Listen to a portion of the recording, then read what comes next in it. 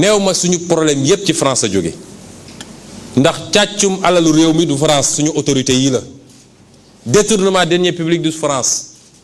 jël di séddoo yaak sa njaboot du France jaay suñu ressource naturelle du France donte am nañ ci ñoom part de responsabilité ndax saa su ne dañuy ut benn préfet bu ñu fiy teg boo xam ne luñ ko ne lii la ñu bëgg mu def ko loolu ci seen part de responsabilité waaye nag la may wax mooy dafa jot France teggeeku ñu dafa jot France wàcc ñu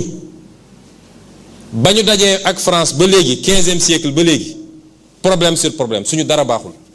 wax leen ma ban réew la fi France colonisé ba pare di ko imposer waat néocolonisation te réew moomu avancé amul ci àdduna juróom benn siècle depuis esclavage jël suñuy maam noot dem jaay te nee nañ kenn du ko wax nag mun nañu wax ci li daloon juif yi mun nañu wax li dal arméniens yi waaye lu dal nit ñu ñuul yi nga xam ne des millions de personnes lañu jël fii ñii dee ci géej gi ñi ñu sànni leen ñii ñu takk leen dem jaay leen kenn du ci wax te ñu waroon ñu compenser nañ ko defee ak yahud yi def ko keneen ak keneen dañu waroon compenser ñu ñëwaat ñu ne colonisation par force dinañu noot seeni réew di nangu seeni alal di leen imposer lu ñu bëgg ku bañ ñu duma ku bañ ñu exiler loolu it ñu dund kook France tey jii France jël tànkam teg suñu baat rek mel ni Chauvin ak George Floyd mënuñoo noyyi d'ailleurs c'est pas étonnant que waa ji sant Chauvin d'ailleurs loolu dafa war a jeex mënatuñ ko dootuñu ko nangu te France boobu it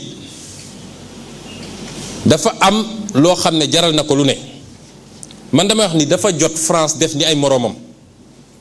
waaye bëgg a wéeru ci yeneen réew yi rek di leen noot Allemagne mooy première puissance économique d'Europe te Allemagne wéeruwul ci benn réew nootul kenn Italie Espagne keneen ak keneen Norvège Suède nootuñu kenn mennum France moo ñu fatt rek ne du fi jóge mu jaral ko nag chaque fois il faut mu faxas ko mu fiy teg moo tax complot ak Macky Sall mooy nu Macky Sall di fexe ba am 3e mandat ñuy wax France nag dootoo ñu imposer kenn ci réew mi c'est fini dootuñu nangu ñu ñuy imposer président de la République te naafeq gi nekk ci France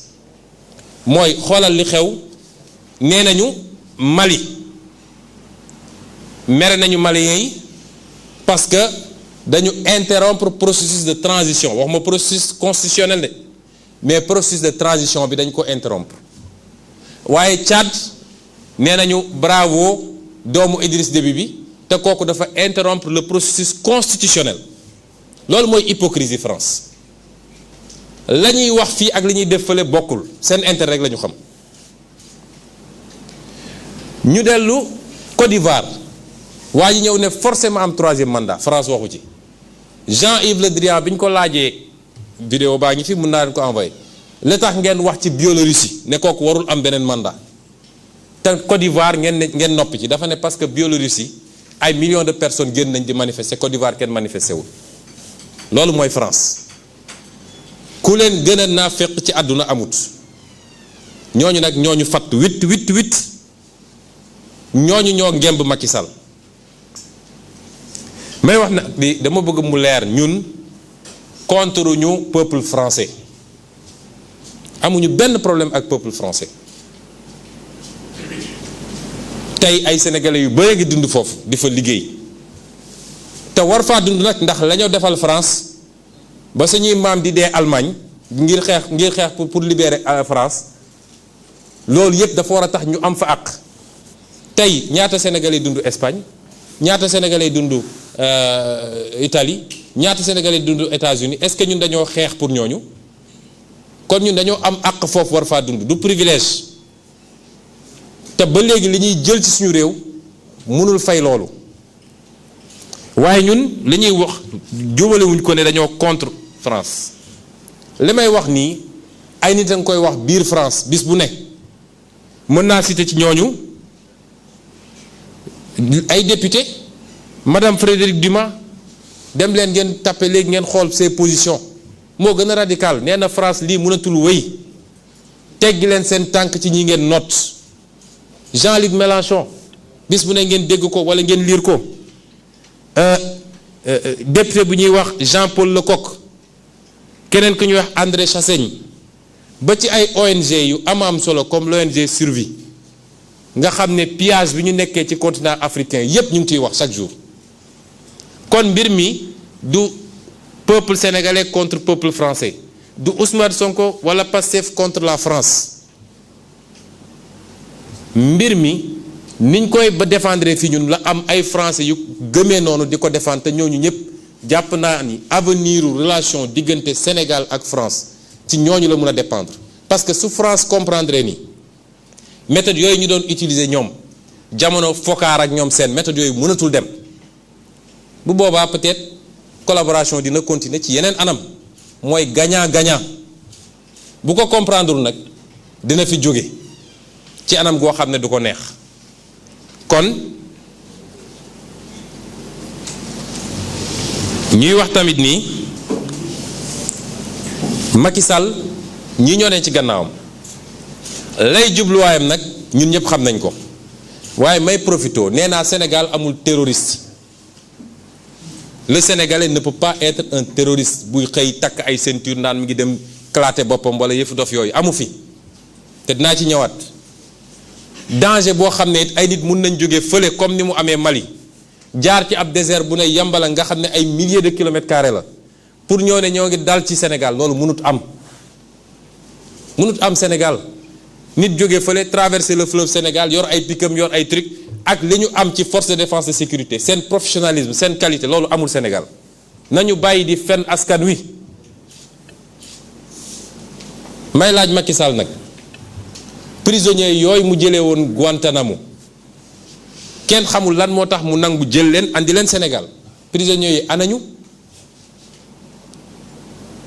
ak ñii nga xam ne ay samba boy lañu ay criminels yu mag a mag lañu nga xam ne fête bu am du tabaski du korité mu gaawantu gracier ci ay nit ñu jël leen di leen recycler feneen pour def leen des tueurs professionnels ñooñu noonu lan moo war a tax mu leen di libérer